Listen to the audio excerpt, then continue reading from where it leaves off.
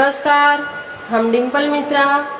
आज हम आप सब खातिर लेके आए बने अपना चैनल पर एगो अच्छा सा प्यारा सा जनेऊ के गीत। आप सब ये गीत सुनी।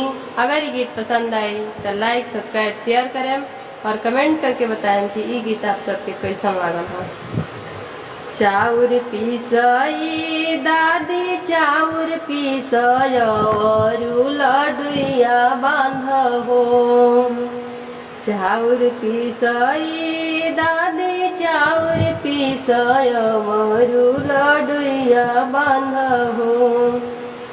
दादी हम जइबो अरे हम जइबो काशी बनारस अपना जनेउआ लागी हो।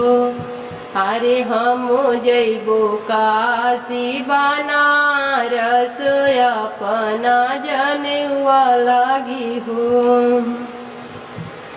काहे के बबुआ काशी जइबो अवरु बनारस जइबो हो। काहे के बाबू काशी जइबो अवरु बनारस जइबो हो।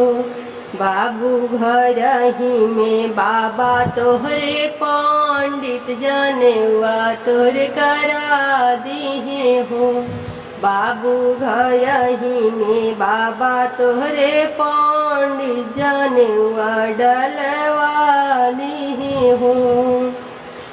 चाउर पीसई आमा चाउर पीसय वरु लडुइया बांध हो।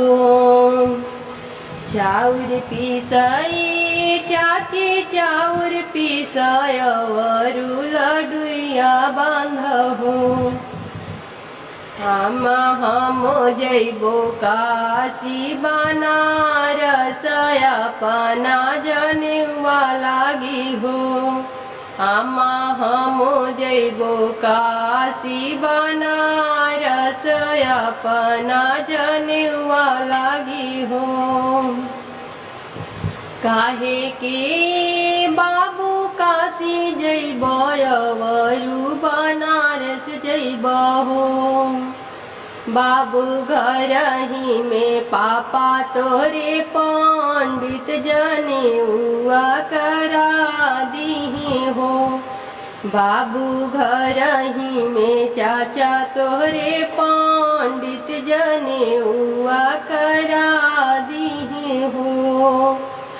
बाबू घर ही में